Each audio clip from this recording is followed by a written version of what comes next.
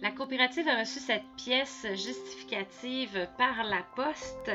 Il s'agit d'un effet retourné de l'institution financière de la coopérative. Vous pouvez y constater le montant et le numéro d'appartement pour dont il s'agit. Et si on va voir la deuxième partie, on verra aussi les frais que la coopérative a à rembourser à l'institution financière et qu'on facturera aux membres parce que selon vos politiques, les frais doivent être remboursés par le membre.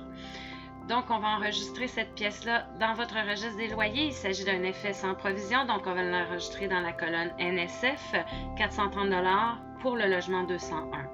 J'ouvre le registre des loyers. Je vais vis-à-vis la personne au 201.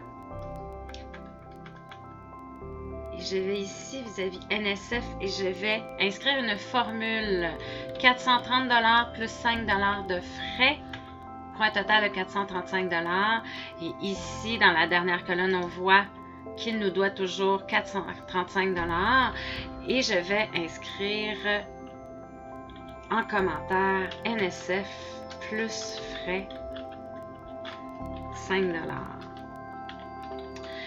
Maintenant, j'ai enregistré mon effet sans provision dans le registre détaillé et je dois l'enregistrer dans le sommaire des dépôts parce que j'ai un message d'erreur car le sommaire des dépôts doit toujours être équivalent au registre détaillé des loyers. Alors, si je remonte, je constate que ce loyer-là du logement 201 était payé avec le dépôt D8, donc je vais le retirer du dépôt D8.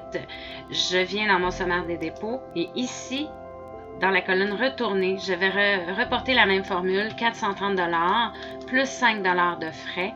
Et lorsque j'aurai appuyé sur Entrée, le message d'erreur disparaîtra.